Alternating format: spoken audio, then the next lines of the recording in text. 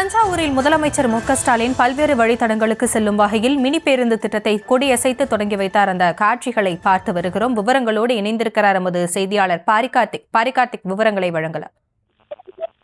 வணக்கம். தமிழ்நாடு முதலமைச்சர் திரு மு.க.ஸ்டாலின் அவர்கள் 2 நாள் பயணமாக தஞ்சாவூர் சென்றிருக்கிறார். தஞ்சாவூர் சென்றிருக்கிற அவர் பல்வேறு நலத்திட்ட உதவிகளையும் வழங்கி வருகிறார். மேலும் தொடர்ச்சியாக பொதுமக்களை சந்தித்து பல்வேறு மனுக்களை வாங்கிய முதலமைச்சர்கள் இன்று காலை மன்னர் சரபோஜி கல்லூரி மைதானத்தில் புதிய மினி பேருந்துகளை துவக்கி வைத்திருக்கிறார்.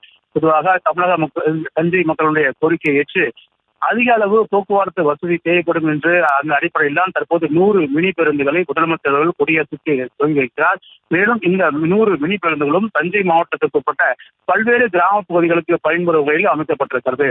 மேலும் தஞ்சையை பொறுத்த வரைக்கும் போக்குவரத்துக்கு ஏற்கனவே கூடுதலாக மினி பஸ்களை ஒதுக்க வேண்டும் என்று பொதுமக்களுடைய கோரிக்கை ஏற்று தமிழ்நாடு அரசு சார்பில் ஏற்கனவே தஞ்சை மாவட்டத்திற்கு உட்பட்ட பல்வேறு இடங்களில் புதிய போக்குவரத்து வழித்தடங்களுக்கு பஸ்கள் உறுதி செய்யப்படும் என்று அறிவிக்கப்பட்டிருக்கிறது. அதன் அடிப்படையில் தான் தஞ்சை சென்றிருக்கும் முதலமைச்சர்கள் நேரடியாக தஞ்சை மன்னர் சரபோஜி கல்லூரியில் இருக்கப்பட்டிருக்கிற 100 மினி பேருந்துகளை முதலமைச்சர்கள் கொடியசைத்து துவங்கி வைக்கிறார். அது மட்டுமல்ல, அங்க இருக்கக்கூடிய அந்த மினி பஸ் டிரைவர்களுடன் முதலமைச்சர்கள் கை கொடுத்து தங்களுடைய வாழ்த்துக்களையும் தெரிவித்து வருகிறார். மேலும் தஞ்சையில் தொடர்ச்சியாக பல்வேறு நலத்திட்ட உதவி நிகழ்ச்சியும் தொடர்ச்சியாக நடைபெற்றிருக்கிறது.